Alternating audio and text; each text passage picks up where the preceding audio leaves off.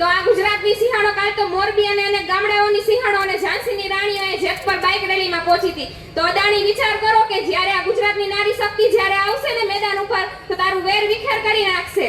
આ તો ખાલી સિંહણોની ગર્જના હતી અને ઝાંસીની રાણીઓ અહીં પહોંચી ગઈ હતી.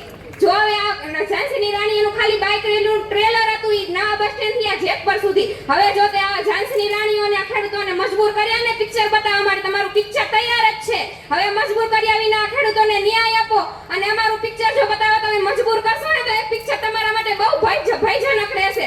માટે હવે જલ્દીથી આ ખેડૂતોને ન્યાય આપો. તમે જે સમય લઈ રહ્યા છો ને આ ખેડૂતોને ન્યાય આપવા માટે તે ભયજનક દિવસે દિવસે વધતો જ જાય છે. માટે અહીં તમામ જનતાને હું સમર્થન કરવા માંગુ છું કે આ ખેડૂત આંદોલનમાં સાથ સહકાર આપો અને જે આંધળી બેરીને મૂંગી સરકાર છે તેને જગાવો અને સમજાવો કે એના પૈસા સામે આ ખેડૂતની મહેનતનું તો જ્યાં પૈસાની કઈ તાકાત નથી એટલી ખેડૂતો ત્યાં મહેનત કરે છે. માટે એવું નથી કે આ સ્ટેજ પર આવીને ખાલી ખેડૂત જ બોલે છે. અહીં તમામ વ્યક્તિ બોલે છે. જે પોતે ઘરે ખેતી ન કરતા હોય કે ખેડૂતનો ઈ જ બોલી શકે એવું નથી. એના ઘરમાં જે અનાજ થાય છે ત્યાં ખેડૂતોની મહેનતનું જ અનાજ થાય છે અને ઈ ખાઈને જ જીવે છે. તો માટે તમામ અહીંયા ઉપસ્થિત તમામ જનોને હું કહેવા માંગુ છું કે આ ખેડૂતોને સમર્થન આપો, સાથ સહકાર આપો અને જ્યાં સુધી ચાલુ રહેશે ને આંદોલન ત્યાં સુધી આપણે એમાં જોડાવાનું છે. એમાંથી તૂટી જવાનું નથી અને આપણી એકતાને નાબૂદ કરવાની નથી.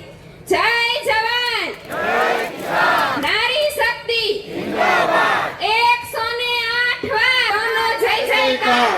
અસ્તુ. જય હિન્દ.